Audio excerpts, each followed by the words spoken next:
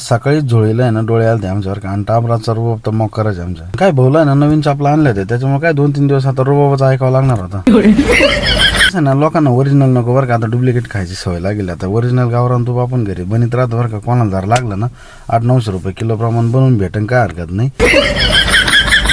रात्री आपल्याला यायला उशीर झाला, मग रात्री आपल्या वाट्याची भाजी भाकर पडलेली होती. मग अक्कावून याच काय करायचं म्हणलं, काय अडचण नाही शिळ्या. मग काय तुमच्या भावना दाबून काय आणलं सकाळी सकाळी. मॅडमला माहित होतं शेट आज बाहेर जायचे, जसे काम शेटलं त्याच्यामुळे काय विषय नाही देत नाही का. गाडीवर पाणी मारायचं काम चालू होतं सकाळी सकाळी.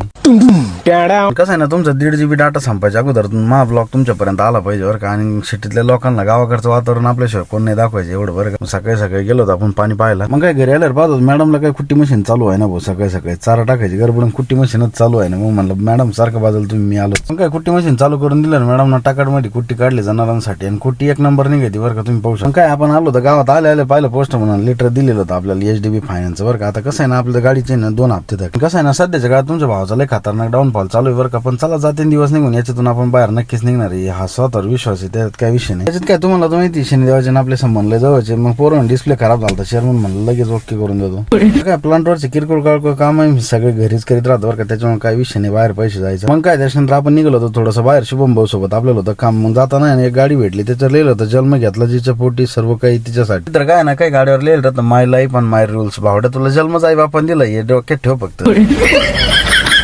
मग काय अनिकेत भाऊचे वारलेले पाहुणे परत एकदा मारले, अर्ज केला, याच्याची सही घेतली आणि भाऊला सुट्टी घ्यायला लावली बरं का तिथं. पण भाऊ काय ब्लॉग मध्ये यायला तयार नव्हते. पण मग तुमच्या भावाचा कॅमेरा म्हणल्यावर कोणाला सुट्टी नाही राहत, विषय तिथं. तू गया बेटा, अब तू गया देख. मग काय तिथून निघालो कर्नाटकमध्ये आम्ही नाही का 3 जण रुमाल बिमाल बांधून टाकाटमध्ये मोकार ऊन होतो तिथं, विषय नाही. आता कसं आहे ना, 3 तब्येतीने सारखे असल्यामुळे शुभम भाऊला काय बॅलन्स जमाना बरं का. जिकडे वळायचं तिकडे वळायलाच नव्हता गडी आधी.